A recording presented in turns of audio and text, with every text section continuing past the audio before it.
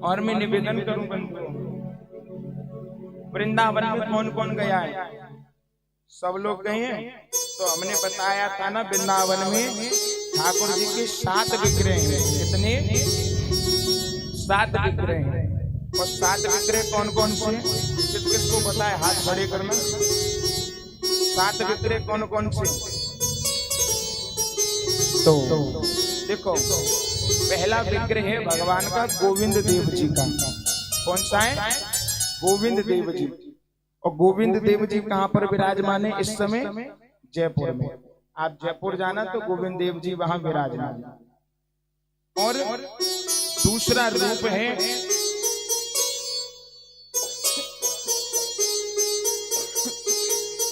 मेरे भगवान का दूसरा विग्रह है मदन मोहन जी का। कौन सा? मदन मोहन जी का। और मदन मोहन जी का ये जो विग्रह है, ये जो विग्रह है, ये प्रभु उद्वैत जी महाराज थे, उनको वृंदावन की काली देह पर मिला था। ये हाँ, द्वादशा टीले पर प्राप्त हुआ था।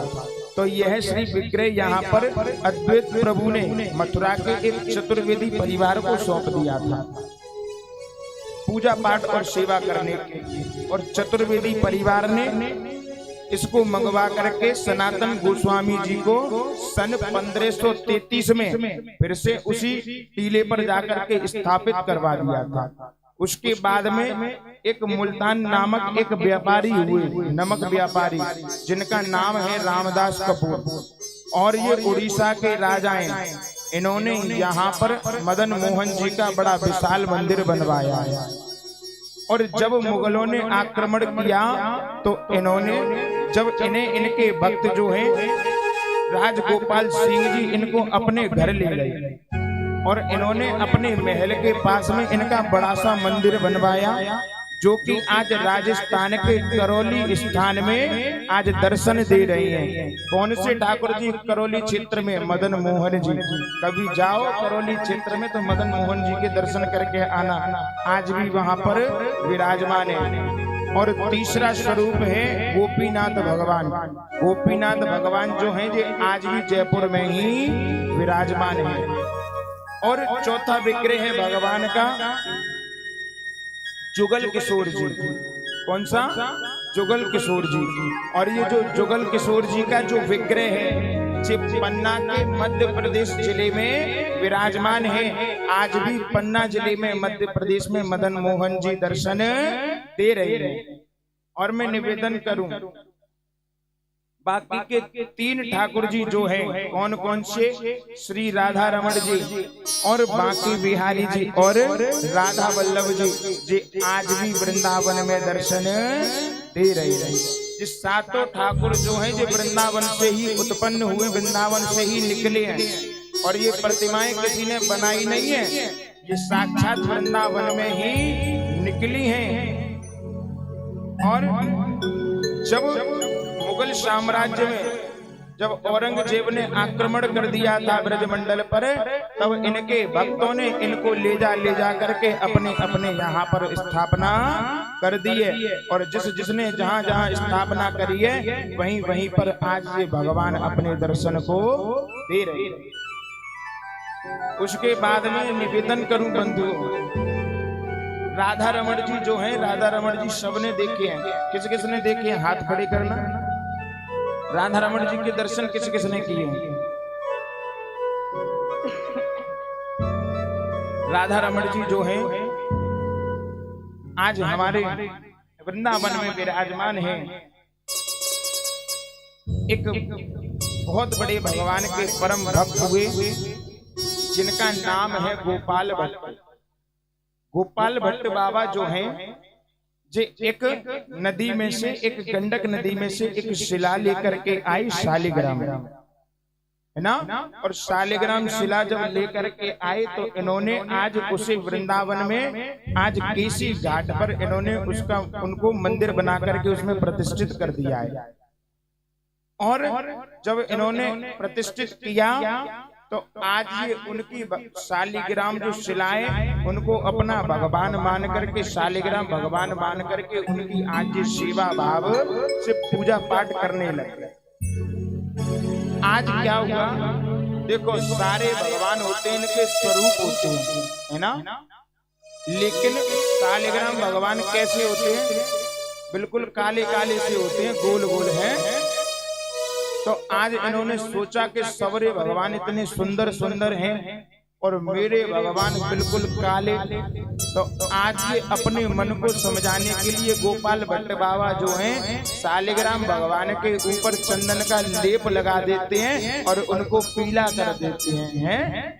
तो आज ये अपने मन को रखने के लिए उनको काले से पीला कर देते हैं। तो अब हुआ क्या, आज वृंदावन में एक भक्त आए, है ना, इस कथा को देखना सुनना। और उस भक्त के द्वारा वृंदावन में पोशाकों की सेवा की जा रही थी प्रत्येक मंदिर में। वो भक्त प्रत्येक मंदिर में जाता और पंडित जी को, गोसाई जी को वस्त्र दे देता कि आज आप अपने ठाकुर जी को ये वस्त्र पहना करके ये हमारी तरफ से सेवा है, इनका श्रृंगार कीजिए। तो आज जब ऐसा हुआ तो आज ये राधा रमण जी के मंदिर में भी आए और राधा रमण जी के मंदिर में गोपाल भट्ट बाबा विराजमान हैं। तो आज ये गोपाल भट्ट बाबा से कहने लगा, सुनो बाबा, हम कुछ ठाकुर जी के पोशाकों की वस्त्रों की सेवा कर रहे हैं, आप ऐसा करो, हम ये आपको वस्त्र दे देते हैं, आप अपने ठाकुर जी को ये वस्त्र पहना दो। आज बंधुओं, आज जैसे ही वो वस्त्र दिए तो आज गोपाल भट्ट बाबा के नेत्रों में अश्विंद आ गए। वो भक्त कह रहा है कि ठाकुर जी को वस्त्र पहना दो, पोशाक पहना दो, लेकिन आज गोपाल भट्ट बाबा की आंखों में आंसू आ गए। क्यों? क्योंकि आज गोपाल भट्ट बाबा मन ही मन सोच रहे हैं, मेरे शालिग्राम भगवान का ना तो इनका मुंह है, ना इनके हाथ है, ना इनके पैर है, ना इनकी कमर है, ना इनकी गर्दन है, ना इनकी आंख है, ना इनकी नाक है। आखिर में श्रृंगार करूं तो कैसे करूं? आज बंधु गोपाल भट्ट बाबा के नेत्रों में अश्विंद आ गए और आज मनी मन सोचने लगे, अगर तुम्हारे भी हाथ होते, पैर होते तो मैं आज तुम्हारी सेवा कर देता। आज बंधु गोपाल भट्ट बाबा के नेत्रों से अश्विंद बह रहे हैं, लेकिन आज गोपाल भट्ट बाबा जब अंदर गए कि लाओ इस भक्त को कुछ प्रसाद दे देवें, तो आज जैसे ही उस प्रसाद के डिब्बे को लेने गए तो गोपाल भट्ट बाबा आज मंदिर के भीतर खूब रोए। आज गोपाल भट्ट बाबा इतना रोए, आज उनके नेत्रों से इतने अश्विंद बहे, मानो आज गोपाल भट्ट बाबा के अश्विंदों से पूरा आज मंदिर भर गया। आज बाबा अंदर इतना रो रहे हैं। अब भक्त ने जोर से आवाज लगाई, क्योंकि बाबा मुझे और भी मंदिरों में जाना है सेवा करने के लिए, आप जल्दी से आओ। आज बंधु तुरंत अपने अश्विंदों को छिपा करके, अपने आंसुओं को छिपा करके आज बाबा उस भक्त के पास।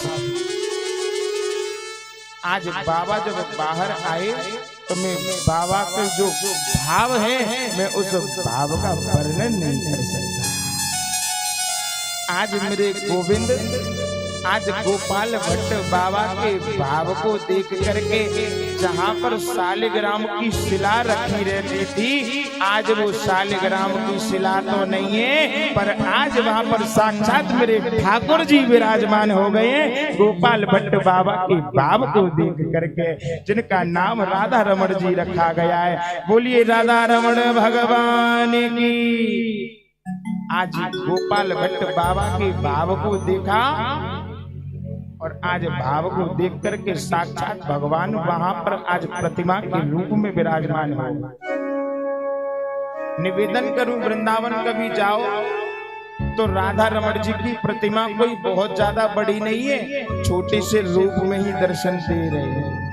और अगर आप भगवान के दर्शन करोगे ना तो भगवान का इतना दिव्य सुंदर श्रृंगार लगता है, मैं उस श्रृंगार का वर्णन नहीं कर सकता बंधु। इतना सुंदर श्रृंगार लगता है, इतनी सी प्रतिमा में अगर आप अच्छे से मन लगा करके दर्शन करोगे तो आपको ठाकुर जी के नेत्रों का दर्शन हो जाएगा, जो कि ऐसे करके आंखों को मटका रहे हैं।